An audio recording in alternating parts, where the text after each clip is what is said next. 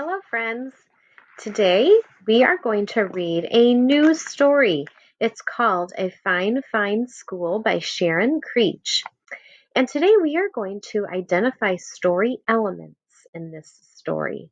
Now remember that story elements are just simply the characters, the setting, and events of a story. So characters are the who or what the story is about.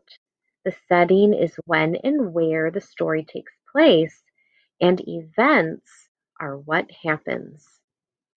So here's our story, A Fine, Fine School.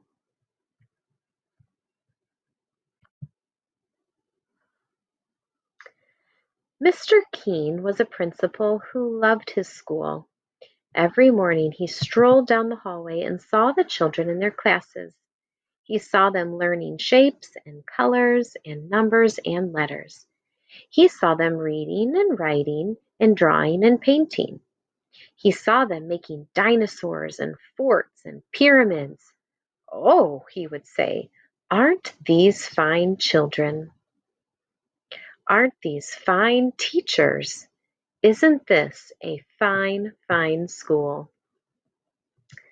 Near Mr. Keene's school, Tilly lived with her parents and her brother and her dog Beans in a small house next to a big tree. On Mondays and Tuesdays and Wednesdays and Thursdays and Fridays, Tilly went off to school.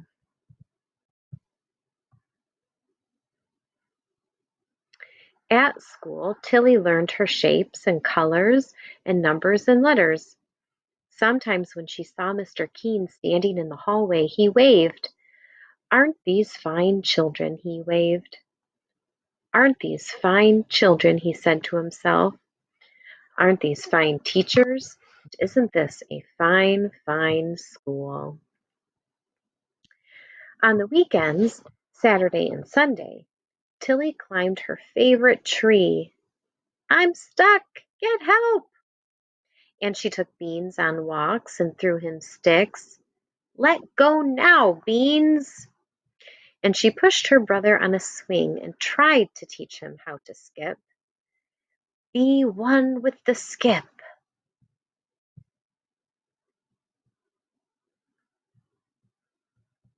But on Mondays and Tuesdays and Wednesdays and Thursdays and Fridays, Tilly went off to school. Beans and her brother did not like to see her go. "Hurry, hurry, hurry home," her brother called.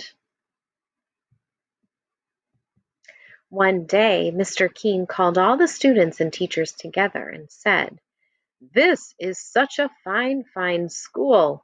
I love this school. Let's have more school. From now on, let's have school on Saturdays too." The teachers and the students did not want to go to school on Saturdays, but no one knew how to tell Mr. Keene that.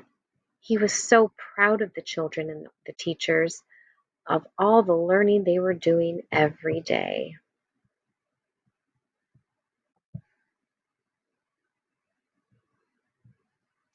And so that Saturday, Tilly set off for school. "But it's Saturday. What about the swings?" her brother called. The following month, Mr. Keene announced, "This is such a fine, fine school. I love this school. Let's have more school.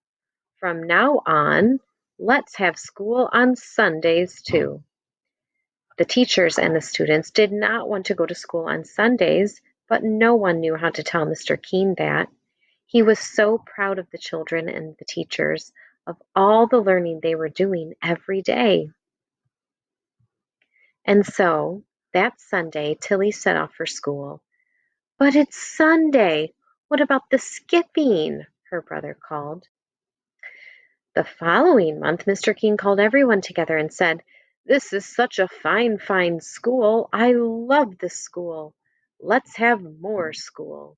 From now on, let's have school on holidays too, on Easter and Ramadan and Thanksgiving and Christmas and Hanukkah, on all the holidays on every calendar." The teachers and the students did not want to go to school on holidays, but no one knew how to tell Mr. Keene that. He was so proud of the children and the teachers, of all the learning they were doing every day.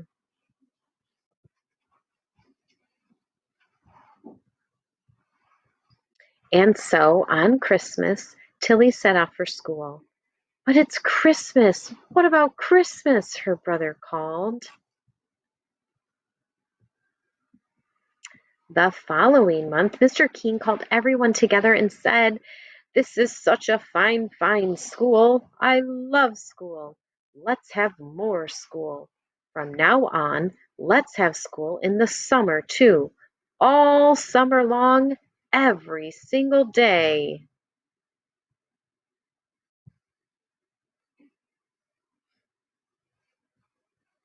"How much we will learn," he said. "We can learn everything. We will learn all about numbers and letters, colors and shapes, the Romans and the Egyptians and the Greeks. We will learn about dinosaurs and castles and everything. We will learn." The teachers of the and the students did not want to go to school on Saturdays and Sundays and holidays and all summer long every single day. But no one knew how to tell Mr. Keene that. He was so proud of the children and the teachers, of all the learning they were doing every day. And so on the first day of summer, Tilly set off for school. "But it's summer! What about summer?" her brother called. And that day Tilly went to see Mr. Keene. She stood in his office in front of his desk. "What a fine, fine school this is," Mr. Keene said. "What amazing things everyone is learning." "Yes," Tilly said, "we certainly are learning some amazing things." "A fine, fine school," Mr. Keene said. "But," Tilly said, "not everyone is learning."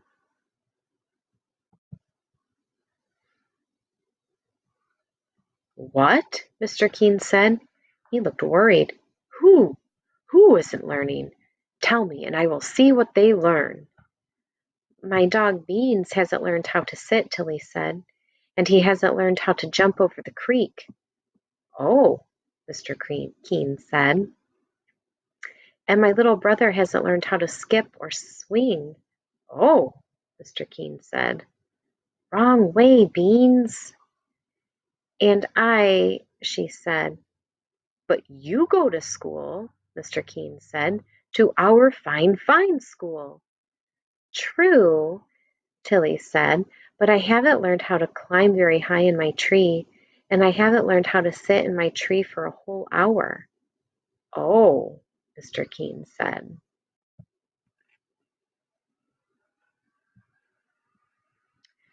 That day Mr. Keene walked up and down the halls, looking at the children and the teachers.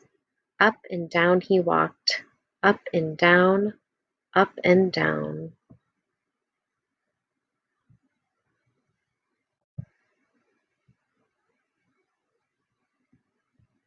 The next morning Mr. Keene called everyone together. The children and the teachers were very worried.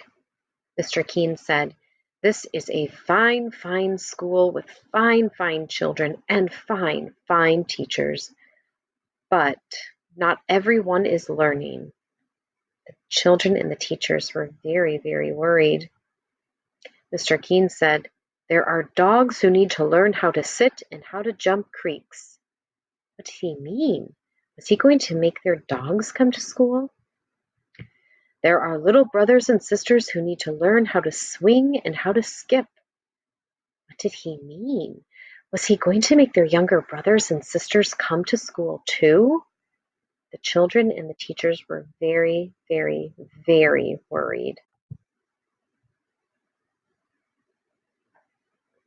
"And you, all of you, children and teachers, you need to learn how to climb a tree and sit in it for an hour," Mr. Keene said. 20 minutes to go." The children and the teachers were very worried. "And so from now on we will—" "Not have school on Saturdays or Sundays or holidays or in the summer, a huge, enormous roaring cheer soared up to the ceiling and floated out the windows so that everyone in the town heard the fine, fine children and the fine, fine teachers shout, "Fine, fine, fine!"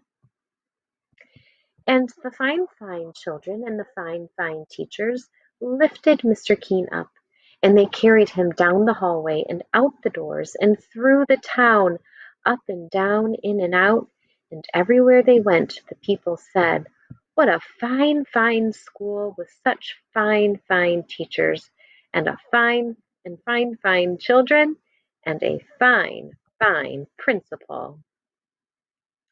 And that is the end.